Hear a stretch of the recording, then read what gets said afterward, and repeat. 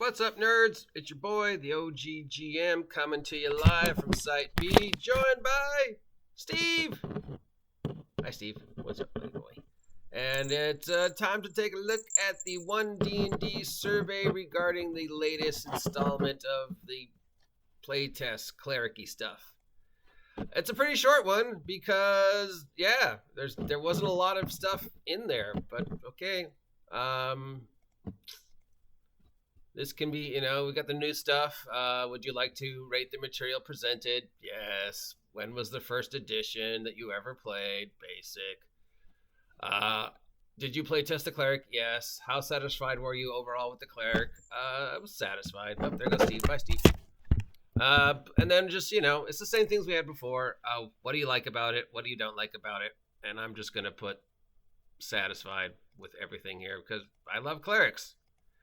And while the new current cleric playtest makes paladins sort of pointless because they do the exact same thing, clerics are my second favorite class, and they are the most broken class in the game. And this new playtest makes them even more broken.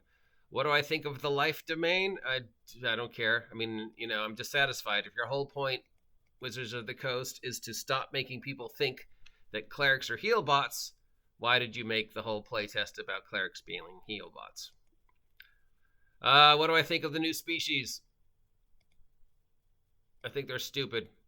What do I think of the Ardling? It's dumb. We already have Asmirs and Tieflings. If you wanted to make a interdimensional species with the head of a cow, just put that down as an option for Asmirs and Tieflings as one of the things. What did I think about Dragonborn? You didn't do anything to Dragonborn. They're exactly the same. You just changed how their breath weapon works.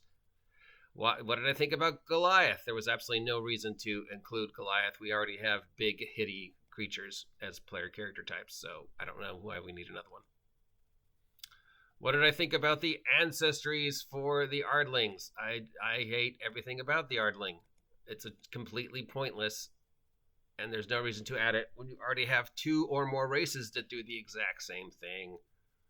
What did I think about the Dragonborn? It's exactly the same. You didn't change anything.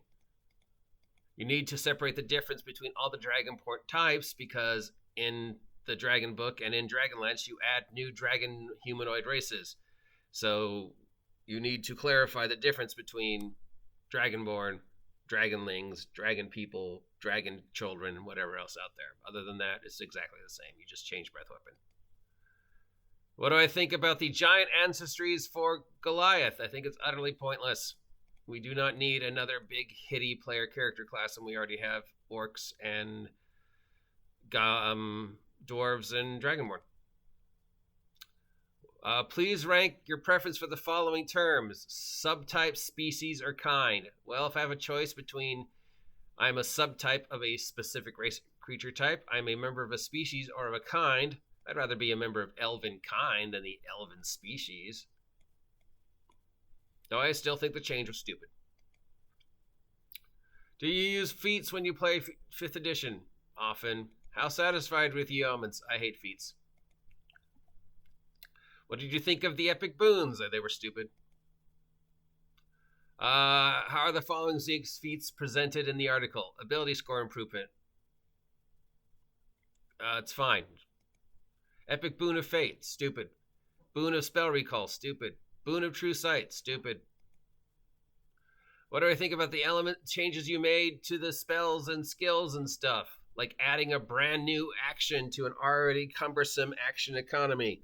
Why? Why add more actions to an already cumbersome action economy during combat when the number one complaint about 5th edition is it's too hard and the action economy is too cumbersome and combat takes too long? Instead of streamlining it or clarifying it, you're adding more to it. This is just dumb. Aid spell, it's fine. The attack action, dumb. Banishment spell, fine. Grappled, Pathfinder did it better. Guidance, you changed it back to the way it was before, fine. Influence action, done. Weapon properties, I don't even know why that's necessary. Long rest, hate it. Magic as an action, hate it. The Prayer of Healing spell, it's fine. Priest pack as equipment, it's fine. The resistance spell, it's fine. Spiritual weapon, you totally nerfed it. I don't understand why. And True Sight, Who cares? How satisfied are you with the elements of the attack actions as presented in the article? Equipping weapons and moving between attacks. I am dissatisfied because you made an already cumbersome mechanic even more cumbersome and problematic. Again, the single number one complaint about 5th edition since 2014 is the combat is too hard, it's too slow, it's too cumbersome, and the economy of actions is just a mess. So instead of streamlining it, instead of clarifying it, instead of making it a smooth, fast, fun combat system, you make it harder. How satisfied are you? The elements of the influence action is presented in article. Attitude, interaction, and ability check. Again, same thing. Why add another action? Any additional comments? Waffles. What is your age? Batman. What country are you from?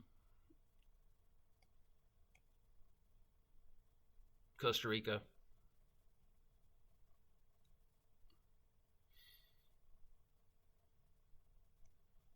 Where is Costa Rica on here? I'll just put South America.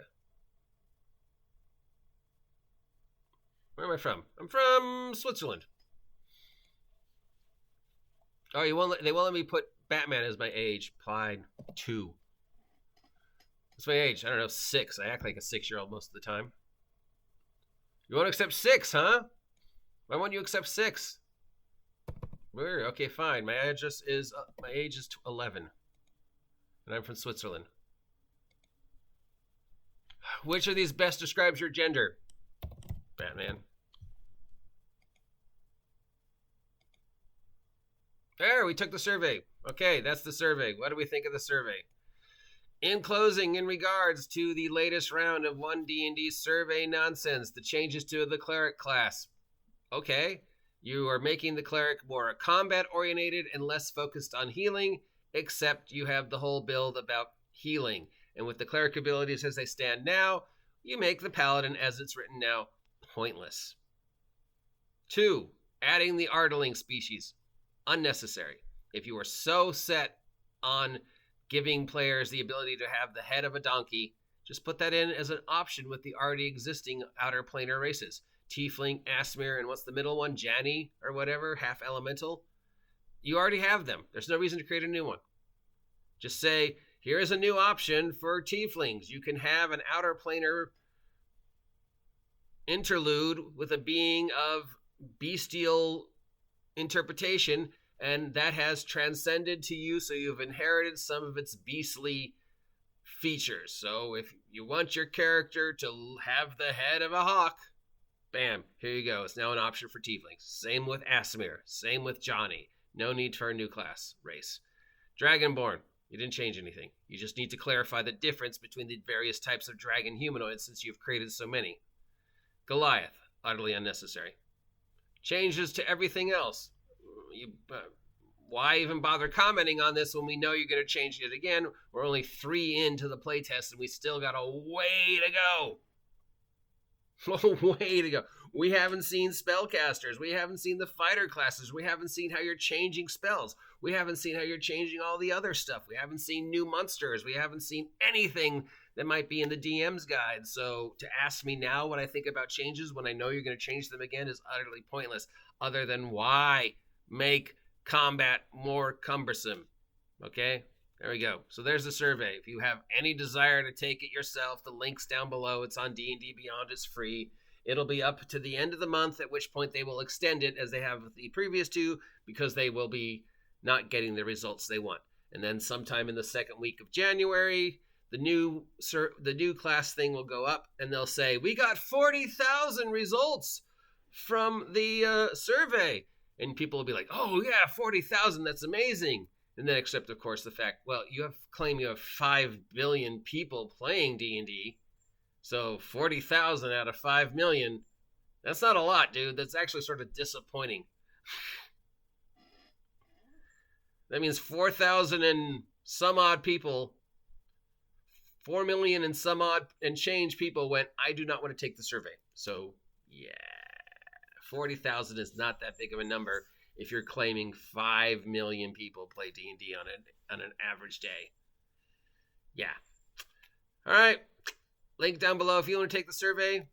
Appreciate you taking time out of your day to listen to me talk about this nonsense. If there's any topics you want me to cover in 2023, let me know now, because I'm always interested in where you want me to take the channel.